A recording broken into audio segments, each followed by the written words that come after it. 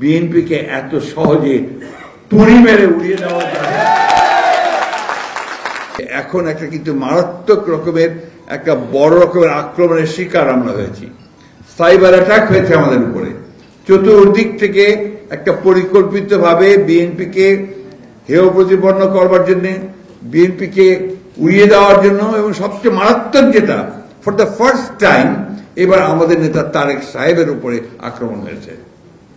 আমি তা আপনারা লক্ষ্য করেছেন নিশ্চয়ই, তার নাম ধরে, তার কথা বলে, তাকে বিভিন্নভাবে মেলাইন করে তার সম্পর্কে কথা বলেছে, যেটা খুব অ্যালার্মিং। মেরিটোক্রেসি কোনো বিকল্প নেই, মেধার কোনো বিকল্প নেই, সেই মেধায় আমাদেরকে সম্পূর্ণভাবে এগিয়ে যেতে হবে।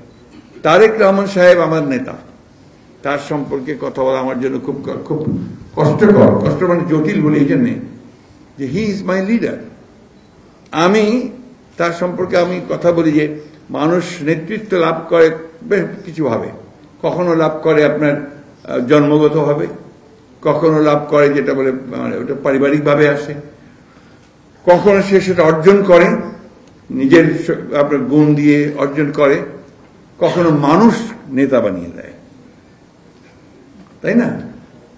তারেক সাহেবের মধ্যে কিন্তু আপনার এই নেতৃত্বটা এসেছে অনেক দিক থেকে, পারিবারিক দিক থেকে, যেটা অনেকে আপনারা বলেছেন। যদি কথাটা শুনতে আমার একদম ভালো লাগে না, কারণ যিনি নেতা তাকে আমার মনে হয় যে বোধহয় কিছুটা খাটো করা হয়, তার যে নিজস্ব গুণ সত্তাগুলো আছে সেটাকে পরিবারের সঙ্গে সম্পৃক্ত করে দিয়ে আমরা ওদের থেকে একটু ছোট করে দিই।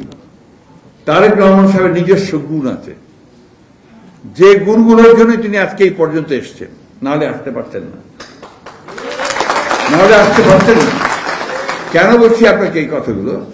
যে আমার অভিজ্ঞতা, আমি তো বেশ কিছুদিন ধরেই কাজ করছি একসাথে। তারেক রহমান সাহেব দায়িত্ব পাওয়ার পরে, অর্থাৎ ম্যাডাম জেলে যাওয়ার পর থেকে তো ওনার সঙ্গে সরাসরি কাজ করছি। আমি দেখেছি যে অসাধারণ একটা সাংগঠনিক দক্ষতা আছে, এটা খুব কম রাজনীতিবিদের মধ্যে আছে।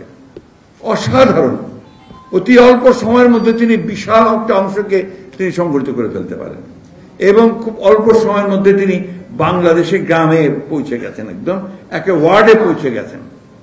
যে কারণে যে কথাটা ডাক্তার সাহেব বলেছেন, আমি এটা জোর দিয়ে বলতে চাই, বিএনপিকে এত সহজে তুড়ি মেরে উড়িয়ে দেওয়া যায়।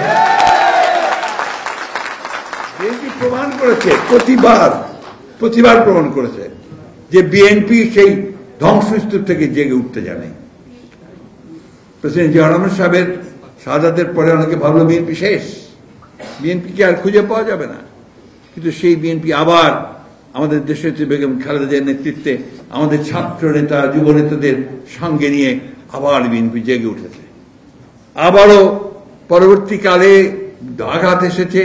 এই যে 15 বছর প্রতিটি মুহূর্তে বলা হয়েছে বিএনপি শেষ, শত আপনার যে সমস্ত আমি যেটাকে বলছি যে আপনার এটা কি বলে যে আমাদের লোভ, লালসা, এই সমস্ত ঊর্ধ্বে উঠে আমাদের বিএনপি নেতারা কিন্তু একজোট হয়ে দাঁড়িয়ে, কারাগারে গেছেন, কারাগারে পর্যন্ত লোক পাঠানো হয়েছে, চলে আসো, তোমাকে এত টাকা দেওয়া হবে, এই করা হবে, ওই করা হবে। যায়নি কেউ, একমাত্র সাজানো বাদ দিয়ে বসব, তো আর কেউ না, কেউ যায়নি। তো এই জিনিসগুলো কিন্তু আমাদের শক্তি, এটা আমাদের ইনহেরেন্ট একটা স্ট্রেংথ, এই স্ট্রেংথটাকে কিন্তু আমাদের কাজে লাগাতে হবে।